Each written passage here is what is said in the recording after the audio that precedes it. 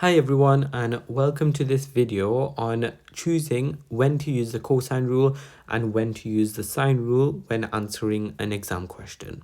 Okay, so I've summarized it into these two tables, but there's one really important point that I'm going to touch up on, and it's this point over here. This is basically the differentiator. If I was to summarize this video, it's this part that I've highlighted in blue. When the cosine rule needs to be used, the triangle will have all three sides involved within the question. So for example, if I drew out a triangle, okay, that's a really bad triangle. Okay, so there we've got a triangle, and when we're using the cosine rule, all three sides of this triangle will be involved with the question at some point.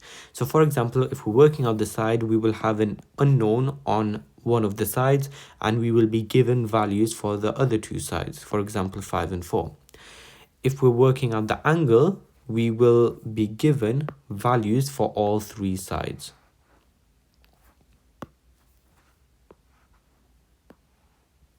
Okay, so in this case, we will be given values for all three sides in order to work out one angle. Okay, and that's basically the differentiator. When we need to use the cosine rule, we will be using all three sides at some point. And think of it as this way: if we're not using all three sides, then it's not the cosine rule. If we need to use a sine rule, it will be the 2 and 2 rule. Okay, and the 2 and 2 rule means that we will have a balance between the angles and the sides. So if I draw out another triangle just really quickly. Okay, so we've got this triangle. When we're using the sine rule, for example, if we need to work out a side, we will be given two angles, for example x and 30. If we need to work out the angle, and this will be 5, this will be 6. Okay, can you see that there is a balance between the angles and the sides, okay, including the x's?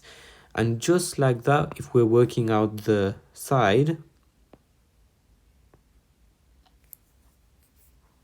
okay, so in this case, let's say this is x, this is 30, this is 60, and this is 5.